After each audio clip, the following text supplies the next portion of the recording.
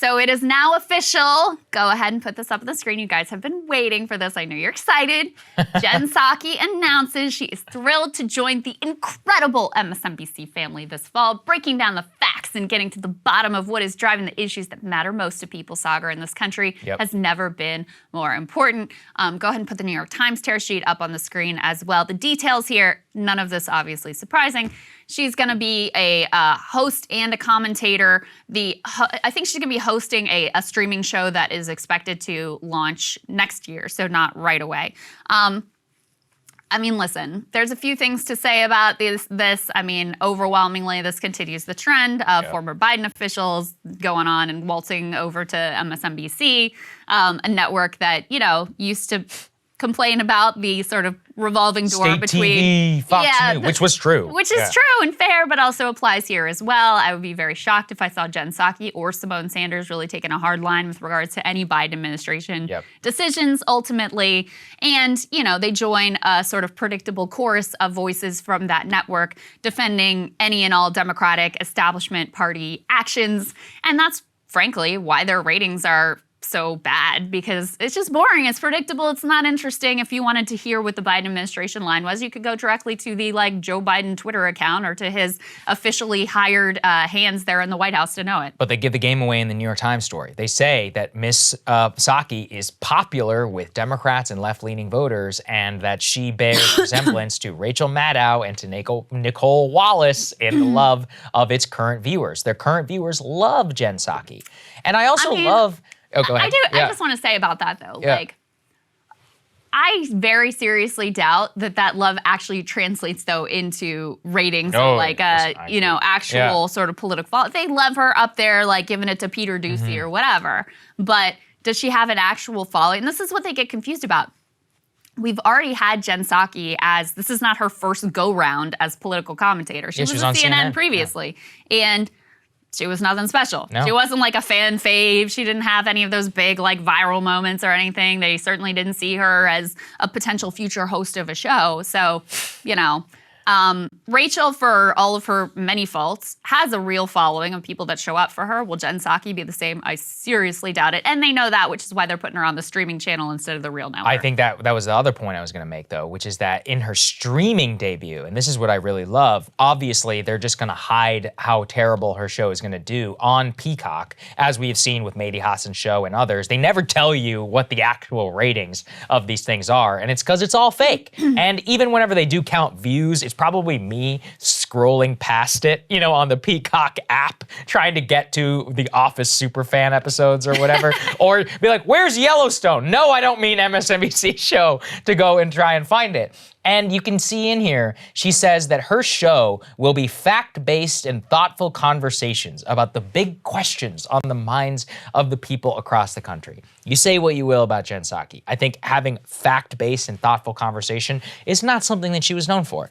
I actually will say this. I thought she was okay at her job. Not bad. She parried and was par for the course in terms of pushing people back and, hitting back with the Biden talking points. But being a good paid propagandist is actually probably the opposite of what it should be whenever you're on television. I mean, you and I take a lot of pride in really taking independent stances and really looking into nuance and trying to say here's what I think and it's based upon this and here's my thought process, and we bounce it off of each other. I'm not saying that isn't unique, I'm not saying that is present on cable at all, but casting yourself as fact-based, thoughtful conversation, it's the opposite of the truth. That's actually an interesting point. I do want to say, Mehdi is the only one who says anything that sort of diverges from the Democratic establishment line. I don't think it's an accident that they bury him over there on Peacock.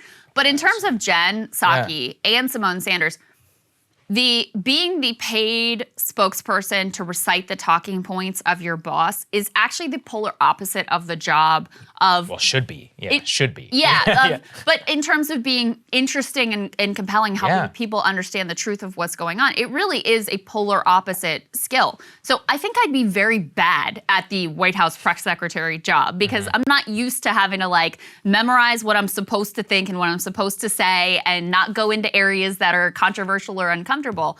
Brianna Joy Gray, when I've talked to her about serving as press secretary, even for Bernie Sanders, someone whose agenda she was like all the way on board with, it was a difficult skill for her because she's so used to just she was a pundit. actually like speaking her mind. Yeah, you know? I could never do it. And so it is a very different skill being the capable Spock versus being the analyst who has something interesting, different, potentially controversial to say that the audience is going to find worthwhile to show up for. So I can't imagine. I mean, maybe you were actually a candidate, but because you were speaking for yourself, so it's different. Like I'm me, you know, like even if there are a lot of politicians I agree with somewhat, but I could never be like, hey, he's never done a single wrong thing in his life. I'd be like, yeah, that's a good point, you know. Right.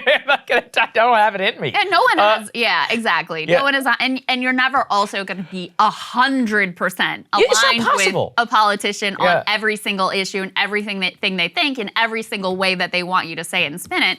So that's one skill, being able to sort of imbibe the briefing book and be able to regurgitate it without getting yourself or your boss into trouble. It doesn't make for very interesting or compelling TV. That's why terrible when we TV. used to have campaign representatives Oh on, we're my like, God, this is so painful. boring. This is so Yeah. uninteresting. And so the job for Jen Psaki previously was basically to be uninteresting. Right. And I have a feeling that she's going to have trouble breaking out of those uninteresting shackles. Yeah, I mean, anytime we would talk to those Trump campaign people, I was like, this is useless. It feels like a waste. Just so behind the scenes, the Hill really liked those segments. I hated doing them. Yeah. And it's because every once in a while it was interesting.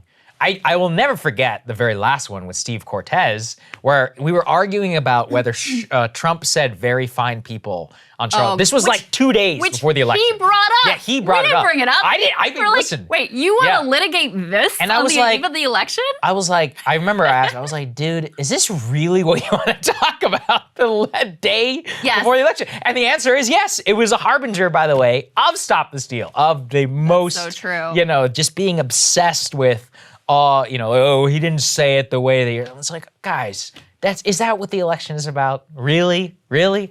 But apparently, yes, that's what they ended up going with. And actually, you know, look, no disrespect, Steve, or many of the other people, none of these people are particularly good at TV. I think the only one who's fine is Bannon.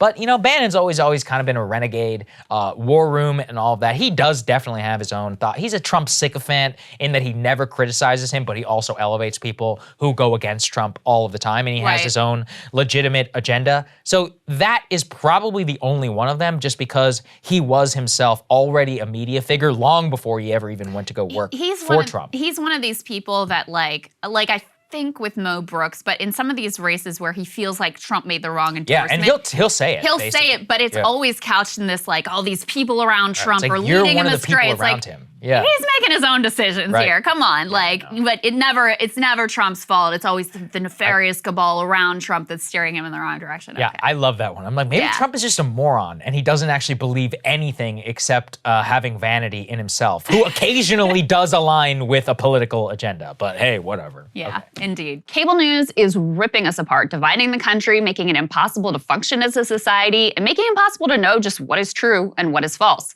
But the good news is they are failing and they know it.